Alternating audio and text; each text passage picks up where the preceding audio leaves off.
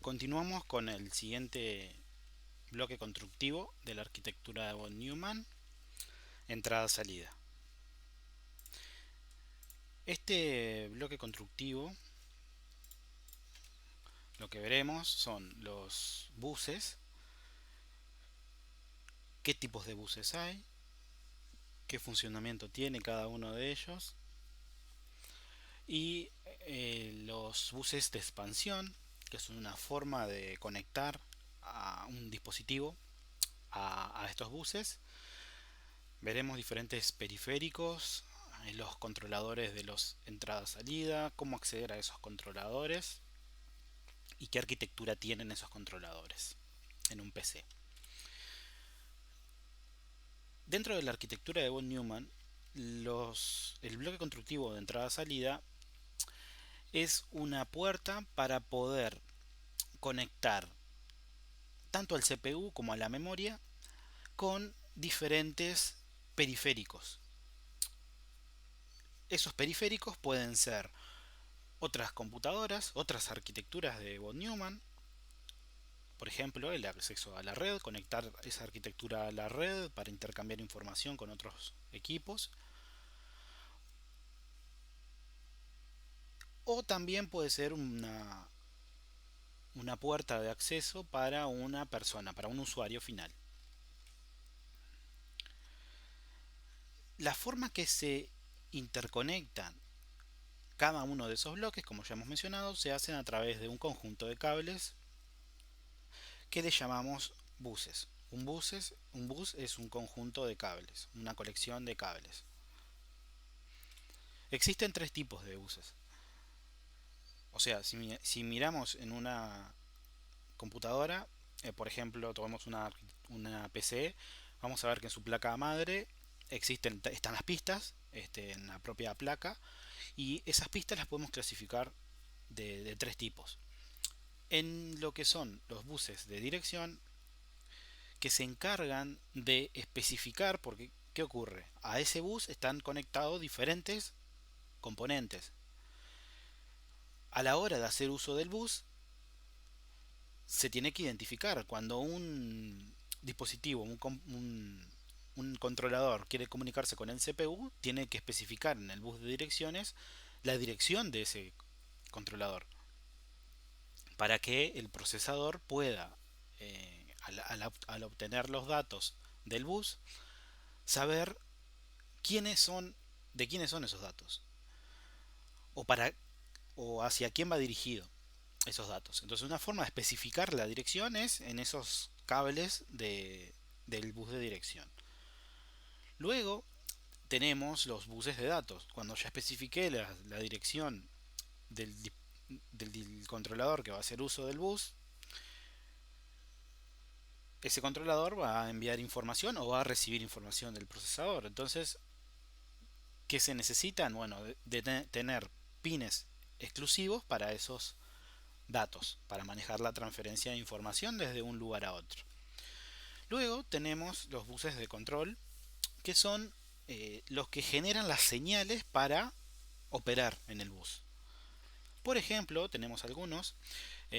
Si en el bus vamos a hacer un acceso de lectura a memoria, si vamos a hacer un acceso de escritura, si vamos a hacer un acceso de lectura o de escritura a un dispositivo entrada-salida, si un controlador, por ejemplo, va a solicitar el bus, si se va a otorgar el uso del bus, un acuse de recibo al realizar una transferencia, el aviso de una petición de una interrupción, la respuesta a una interrupción, las señales de reloj, bueno, resetear el bus en el caso de que se necesite.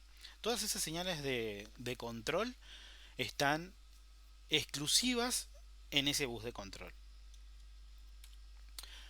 De manera general, un bus está definido por un conjunto de características. Esas características van desde especificaciones mecánicas, o sea, qué conector vamos a estar utilizando en la placa, en la placa madre, por ejemplo. Otro tipo de especificación puede ser la especificación eléctrica, es decir, cuáles van a ser los niveles de tensión o de corriente que se va a utilizar en el bus, cuántos bits se van a utilizar para la dirección, cuántos bits se van a utilizar para los datos. Bueno, todas esas son otra forma de caracterizar un bus a través de sus especificaciones eléctricas. Otra forma es qué protocolo de comunicación se va a estar utilizando en ese bus específico. Ese puede ser un protocolo estandarizado, puede ser un protocolo propietario. Y hablamos que el subboot de datos va a tener un tamaño y el tamaño de ese bus puede ser de 16 bits, de 32 bits o de 64 bits. También diferenciamos en los subbuses de datos si el subbus de dirección y el de dato son diferentes, o sea, cada uno tiene sus propias líneas de cobre para interconectar a los a todas las entidades que vayan a hacer uso del bus, o si existe un único bus y el uso por parte de las direcciones o por parte de los datos está multiplexado en ese bus.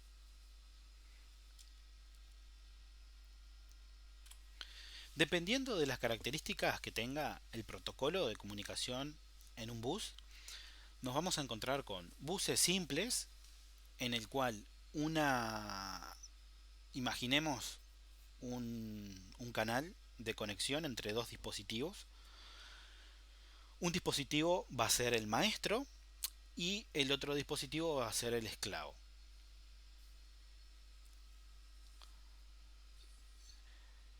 ¿Qué significa eso? Que el dispositivo en ese canal, el maestro es el que va a comandar la comunicación con el esclavo. ¿Qué tenemos que tener en cuenta? Que en este tipo de buses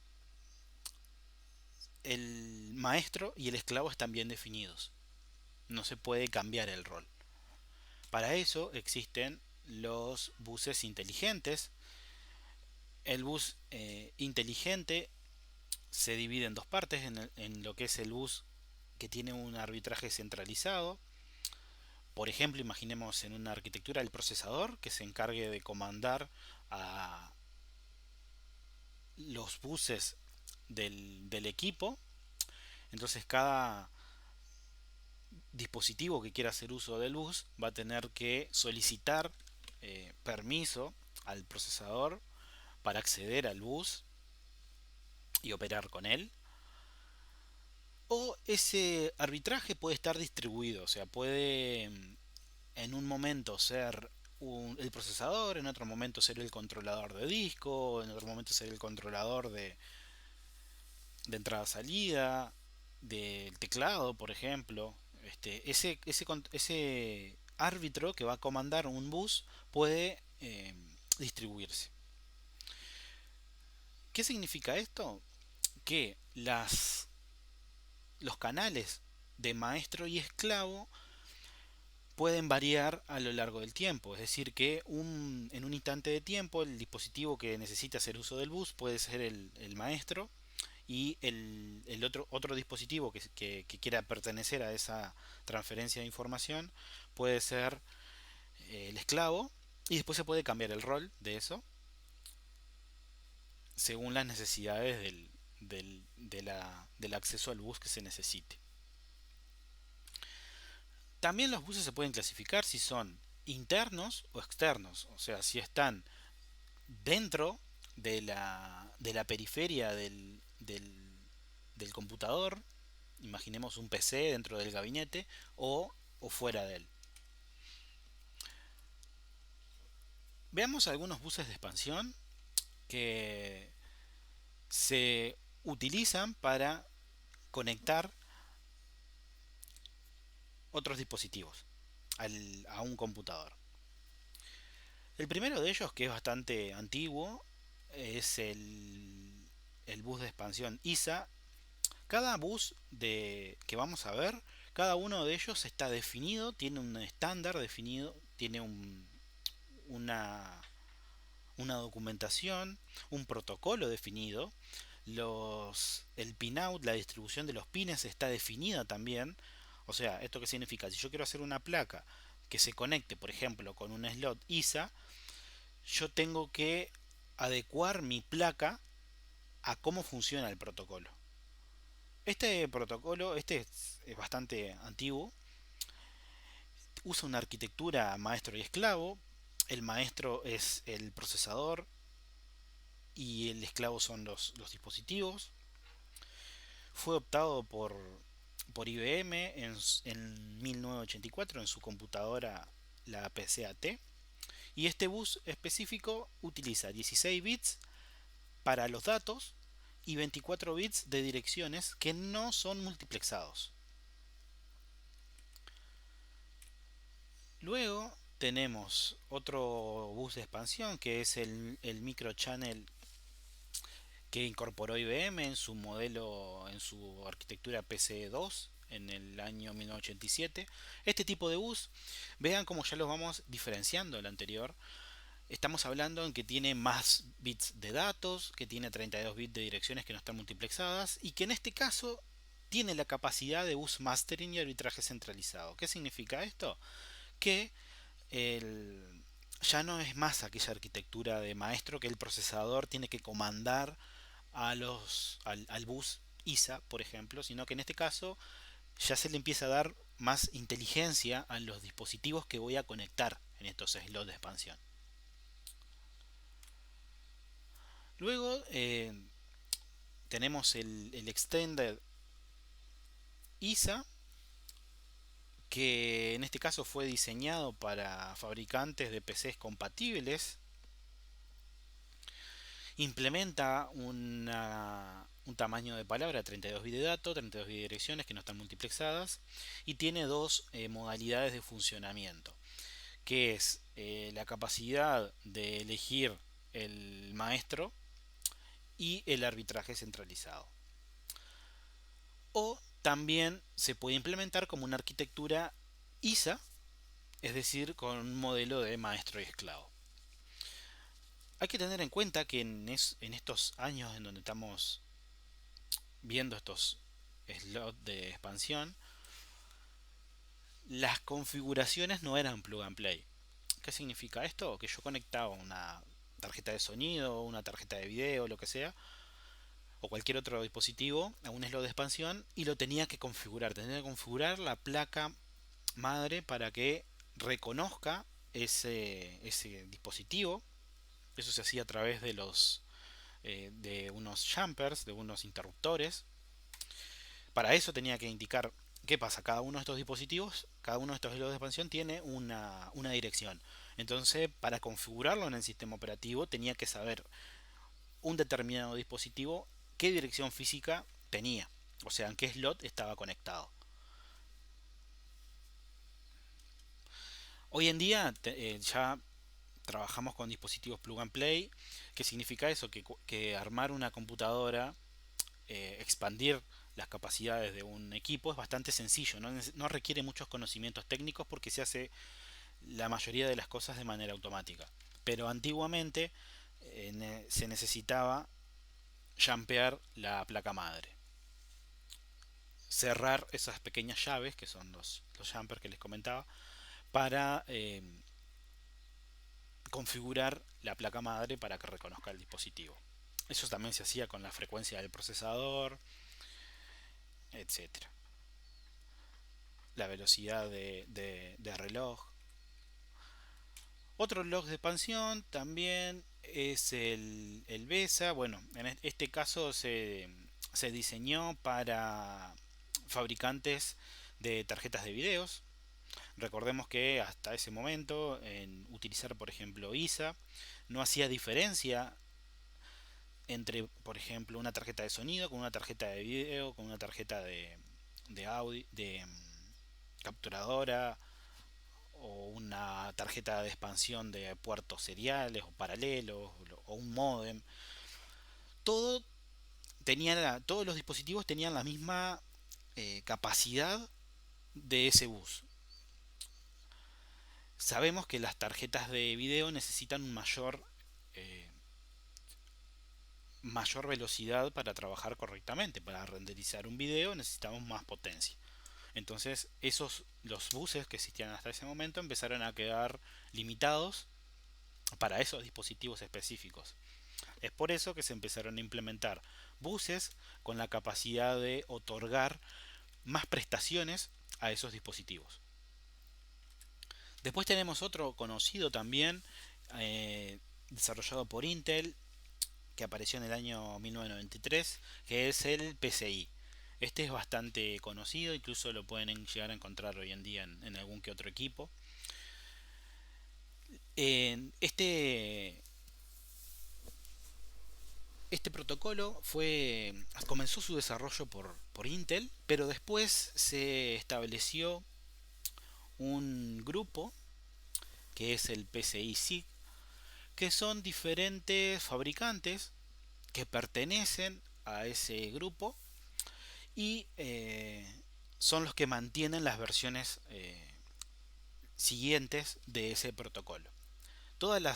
Cada nueva versión, cada nueva versión es que documentar las especificaciones para que los fabricantes que construyan dispositivos para ese bus puedan hacer uso del mismo en su máximo esplendor, ¿no? Que puedan aprovechar el bus.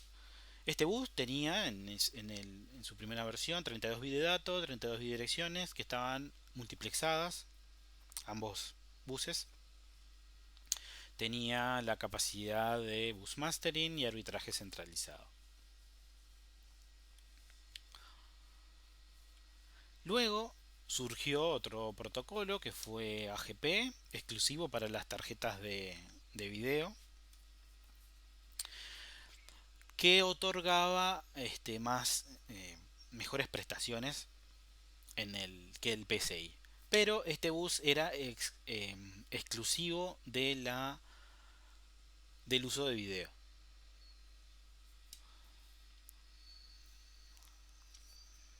Bien, recordemos, imagínense que tenemos que transferir información entre dos equipos, entre dos entidades. En función de la distancia física que haya entre esos dos equipos, es qué tan rápido yo puedo enviar la señal. Si la distancia es muy larga, la señal va a demorar más tiempo en llegar, se va a tener que procesar esa señal porque puede llegar con algún tipo de pérdida. Entonces, quedémonos con la idea de, si yo tengo el procesador que se comunica con un dispositivo, si la distancia de los buses es lo más corta posible, la velocidad va a ser bastante alta. Es por eso que las tarjetas AGP lo que hacen es estar más cerca del procesador para que puedan tener una mayor velocidad. No solamente eso, es un ejemplo en criollo que les digo. Pero si cualquier dispositivo electrónico que necesite intercambiar información con otro dispositivo, la distancia física que haya entre ambos me va a afectar la velocidad de transferencia. Estos tipos de buses que acabamos de ver hasta este momento trabajan con los buses de datos, o sea, para cada bit de dato tiene un cable específico. Cuando yo quiero eso se le conoce como transferencia paralela. O sea que cuando un dispositivo quiere comunicarse con otro, manda la palabra, del tamaño que sea, de manera simultánea a través de los hilos de cobre, a través del bus.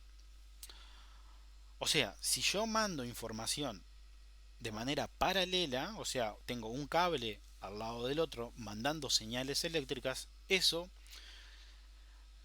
entra a jugar un papel importante que es la interferencia. En dos cables de cobre que estén de manera paralela, cada uno de ellos va a generar un campo magnético que va a hacer ruido a cada uno de esos cables. Capaz alguno debe haber visto en un cable de red, por ejemplo el UTP, se le conoce como par trenzado. ¿Qué significa eso? Que no está el cable recto, sino que está torneado. Eso lo que hace es que los campos magnéticos que se generen con las señales eléctricas que se van enviando se repelen. Eso se le llama efecto crosstalk, cuando un conductor genera un campo magnético que hace ruido o afecta la señal de otro conductor. Es importante aclararlo eso porque ahora venimos con el protocolo, el bus PCI Express. PCI Express, bueno, fue desarrollado por esa asociación de fabricantes que mantenían el protocolo, el estándar PCI. ¿Y qué se diferencia? Bueno, primero la conexión física. Eso siempre, cuando tengamos dos slots de expansión diferentes, no vamos a poder conectar un componente que está diseñado para una en otro slot, en otro diferente. ¿Por qué? Bueno, recordemos que cada conector de ese slot de expansión tiene una determinada función. Y si por más que haciendo, imaginemos que en el peor de los casos, hacemos fuerza a una placa, conectamos en otro conector que no es, y hacemos que, que entre en contacto la placa con el slot, el protocolo que funciona en ese slot, si no es diferente al protocolo con el que fue diseñado esa placa, pueden quemar la placa, pueden quemar el slot, pueden quemar el equipo entero. Un error que ocurría antes era si teníamos por ejemplo un slot AGP en donde la placa AGP, donde el slot AGP no funcionara, automáticamente no funcionaba ningún otro slot del equipo, se quemaba el equipo. Lo que vamos a ver dentro de un momento, que es lo que se le llamó el NOR Bridge de una arquitectura de Intel. Entonces, la primera diferencia es la conexión física. Las señales funcionan de manera distinta. Y otra cosa es la forma de transferir información de PCI Express con respecto al PCI común. El PCI común transfería los datos de manera paralela. Y el PCI Express implementa una transferencia serial en lo que se conoce los lane. Acá tenemos una imagen donde vamos a ver una placa que tiene un lane, un único lane. El lane es una conexión serial que hay, en donde por esa conexión serial se puede enviar y recibir al mismo tiempo. Después tenemos una placa que soporta dos lanes. ¿Qué significa eso? Tiene dos conexiones seriales por el cual se van a poder enviar y recibir información en el mismo tiempo. Y la especificación de PCI Express también permite 12 lanes, en donde podemos ver en la tercera placa que tiene 12 conexiones seriales contra un switch, contra la placa, por ejemplo, la placa madre, contra el controlador de PCI en ese caso. Bueno, ¿qué significa esto? Por cada lane, lo que me va a agregar es mayor ancho de banda, mayor velocidad, más transferencia en menos tiempo.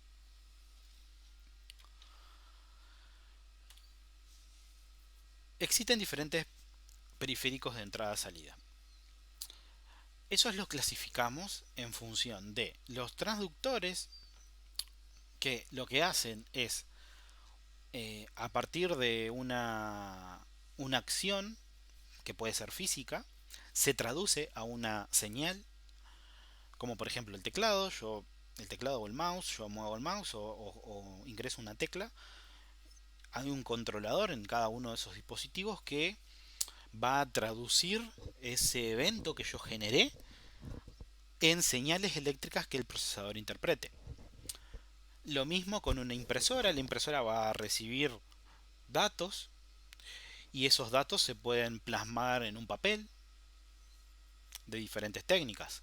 A través de una matriz de punto, a través de un cabezal de chorro de tinta, a través de láseres.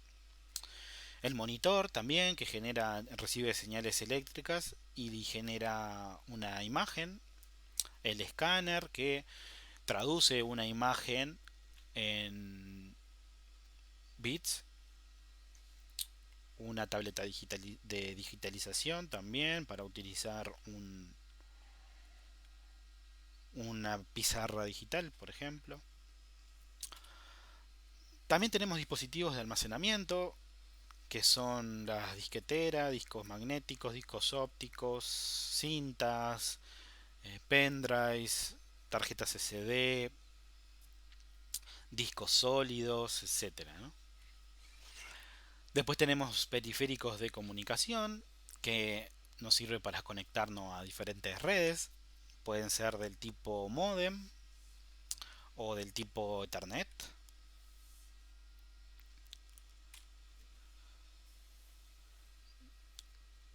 ¿Qué es un controlador de entrada-salida? Bueno, básicamente si yo tengo un dispositivo, tengo que tener una entidad que me permita comunicar el procesador con ese dispositivo. Ahí entra en juego el controlador de entrada-salida, que es quien se encarga de recibir las órdenes del CPU o cuando el dispositivo quiere comunicarse con el CPU, es el que se encarga de iniciar la solicitud hacia el CPU para que un dispositivo pueda enviar la información, etcétera. Nunca los dispositivos envían de manera directa los datos al procesador. Siempre esos datos son recibidos por un controlador y ese controlador es el que se encarga de negociar la transacción con el procesador.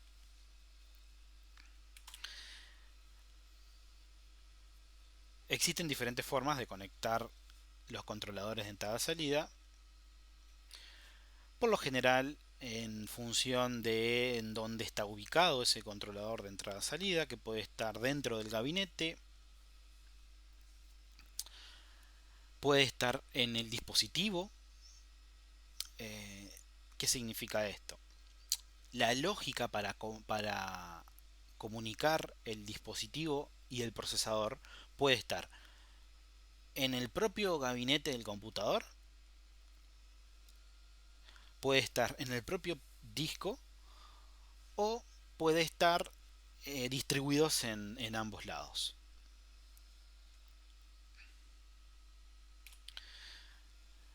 Veamos ejemplos. El primero es un controlador de entrada-salida que está dentro del computador. Y al estar dentro del computador, a la vez está conectado directamente al bus interno. En donde el dispositivo, el periférico, se conectaría al controlador que está en la periferia del computador. Y ese controlador se conecta automáticamente al bus de la arquitectura, al bus principal, llamémosle ahora. Este caso es, por ejemplo, el de un controlador de video conectado a través del bus ISA.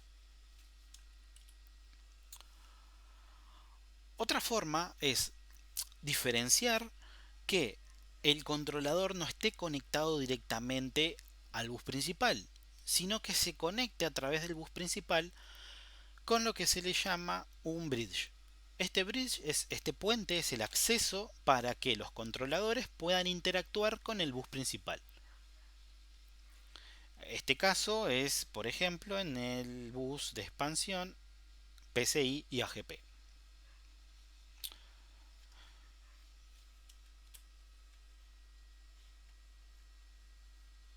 Luego tenemos que el controlador ahora no está dentro de la periferia del computador, dentro del gabinete del equipo. No, se encuentra en, en, el, en el periférico.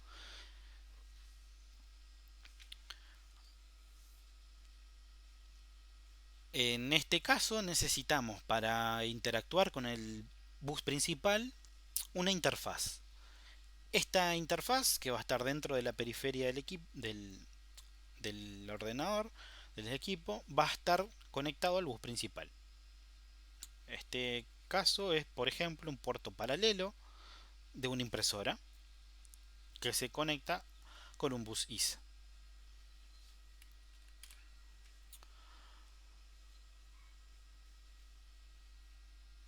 Luego, ¿qué ocurre? Puede que tengamos el caso en el que querramos conectar más de un dispositivo. Pueden ser iguales, pueden ser los mismos, más de una impresora, por ejemplo, o más de un teclado. Conectarlos de manera simultánea al bus principal. Entonces, para hacer eso necesitamos agregar un adaptador. El adaptador es el que se va a encargar de, en función de el controlador del dispositivo que se quiera acceder al bus principal, es el que se va a seleccionar. Este adaptador es como un árbitro para todos los controladores que podamos llegar a tener de los periféricos que están fuera del ordenador. Luego, el adaptador estaba conectado directamente al bus principal. En este caso, lo que se usa es un puente para conectar el adaptador que gestiona cada uno de estos controladores al, eh, al bus principal. Eso se hace mediante el puente. Este es el ejemplo de esto son los discos que se conectan con el protocolo SCSI, en donde podemos tener, por ejemplo, múltiples discos que van a estar conectados a través del protocolo SCSI al bus PCI. Este bus PCI va a interactuar con el bus principal a través de un puente. Otro caso que tenemos son los controladores de entrada-salida que están distribuidos tanto en el dispositivo como en el disco. Perdón, en el dispositivo como en la periferia del equipo. Este caso, un ejemplo de esto son los discos actuales. Antiguamente los discos no tenían ninguna lógica, no tenían un controlador cerca del disco. El disco solamente se encargaba de persistir los datos de alguna forma. En el caso en la actualidad tenemos que los discos tienen una controladora en su gabinete y esa controladora se comunica con la controladora de disco que está dentro de la periferia del equipo.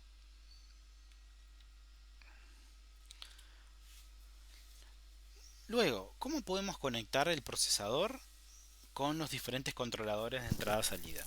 Acá cada arquitectura, eh, cada fabricante opta por un tipo, ¿no? Veamos algunas. En algunos casos, el procesador tiene reservadas unas direcciones de memoria para hacer uso de los dispositivos de entrada-salida mediante instrucciones específicas. Estas instrucciones por lo general eh, son el int y el out. Entonces, ¿qué significa? Si yo quiero acceder a un dispositivo de entrada-salida, lo que voy a tener que hacer es accedo mediante esas instrucciones, mediante un int o un out, por ejemplo un int si quiero enviarle datos a esa controlador, a esa controladora, y como forma de identificar al controlador es mediante una dirección. O sea que existen direcciones de memoria que están reservadas para los dispositivos de entrada-salida. Entonces, cuando de nuestras aplicaciones queramos interactuar con esos dispositivos, lo que tenemos que hacer es, mediante las instrucciones específicas que son in y out, acceder a esas direcciones de memoria. Desde otra instrucción no podremos acceder a esas direcciones de memorias. Son reservadas para que solamente desde estas dos lo podamos hacer. Otra forma es que el procesador accede a los controladores como si fueran posiciones de memoria normales. O sea que no necesito instrucciones específicas. Las memorias para los dispositivos de entrada-salida son los registros. Podemos tener registros que sean de solo lectura, de solo escritura, que tengan la lectura y la escritura independiente, o que tenga la lectura y escritura normal.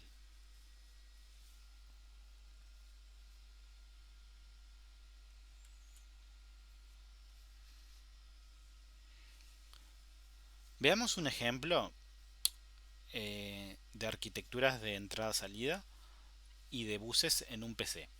En este ejemplo vamos a ver cómo están funcionando en una arquitectura de Intel, que vamos a ver los protocolos PCI, AGP y DMA. DMA es una tecnología que se llama eh, acceso directo a memoria.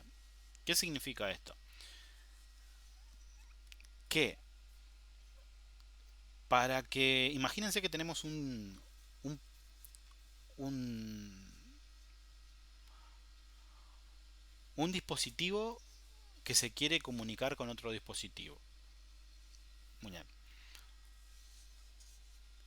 Para eso el procesador tiene que comandar esa transferencia. Si el procesador está haciendo alguna otra cosa, esa transferencia no se puede llevar a cabo, esa comunicación. Con DMA lo que podemos hacer es que un dispositivo pueda escribir en memoria sin necesidad de solicitarle al procesador que haga esa tarea. Entonces no le genera esa carga. Entonces, de manera eh, simultánea, el procesador puede estar realizando una tarea y un dispositivo puede estar escribiendo o leyendo un dato de memoria. Veamos esta arquitectura.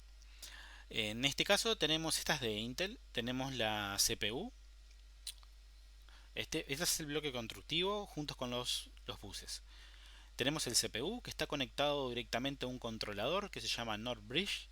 Ese NOR Bridge está conectado directamente con el bus de memoria, con la memoria, la Dynamic RAM, y con la memoria AGP, con el slot AGP, con el bus AGP, para las señales de video, de tarjetas de video. Después tenemos el bus PCI que va a interconectar el NOR Bridge con el South Bridge. El South Bridge va a ser otro bloque, es otro puente que va a conectar a otros buses, como lo es el ISA para darle soporte a, a dispositivos que se conecten por ISA, como por ejemplo un mouse, un teclado, una disquetera, un puerto serial, un puerto paralelo. La BIOS, el bus USB y un bus IDE. También dentro del bus PSI tenemos conexión directa con la LAN, con una tarjeta de red, por ejemplo, y con el bus SCSI para los discos.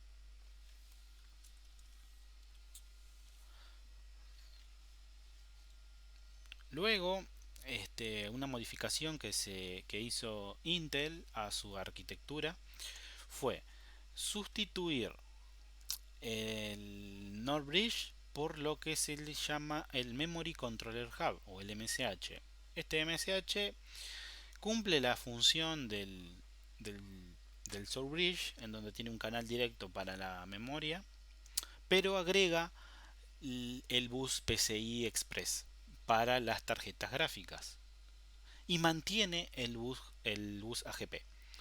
Por eso podemos ver la diferencia en el cual está conectar, por ejemplo, una tarjeta de video en un slot PCI común con un PCI Express. El PCI Express está más cerca del procesador, tiene acceso directo al bus principal, al FSB, con lo que accede más rápido al CPU.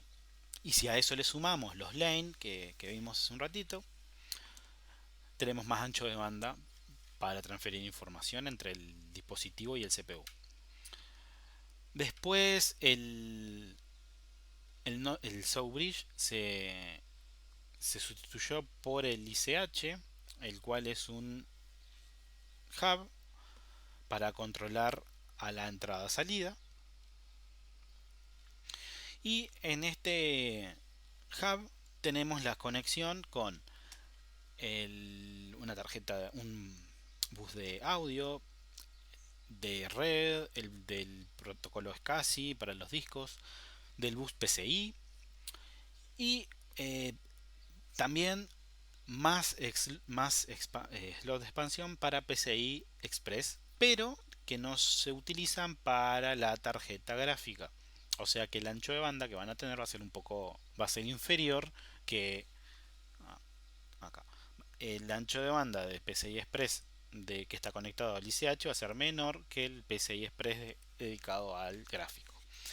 También, para darle retrocompatibilidad a dispositivos antiguos, se mantiene el LPC, que se llama Legacy PC, que son los protocolos antiguos, entre ellos ISA, para darle compatibilidad a dispositivos como el mouse, teclado, disquetera, etcétera. Bien, luego acá tenemos otro ejemplo de Intel. En este caso es la arquitectura, el diagrama de bloque, la arquitectura, la P45 Express, que es del Intel Core 2 Duo y el Core 2 Quad, Core 2 Quad, en donde, bueno, seguimos manteniendo el MSH, el ISH y se le agrega al MSH la posibilidad de conectar a memorias del tipo DDR2 o DDR3, incrementando el, el ancho de banda disponible. Después se agregan las tarjetas PCI Express 2.0 para gráficos, audio. Se agregan más protocolos como el eSATA para los discos. Y por último,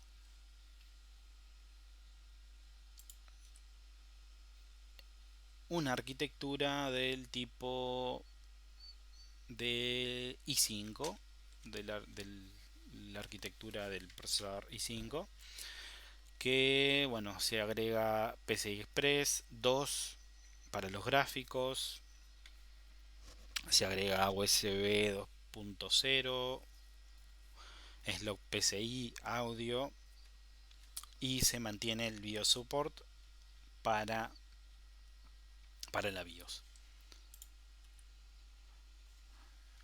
Y esta es bastante actual también, que es el Intel X86 para la arquitectura i7, en donde el procesador ya el acceso a memoria no lo hace a través del MSH, sino que directamente accede a memoria, con lo que se incrementa la velocidad de transferencia entre el procesador y memoria. Se agrega el IOH con PCI Express 2.0, que soporta hasta 36 lanes. Después se agregan 12 puertos de alta velocidad de USB 2.0, 6 PCI Express de un lane, la conexión de Intel para audio, conectividad de red a nivel de gigabit, soporte para Gigabit LAN Connect, y se mantiene el BIOS, el soporte para el BIOS.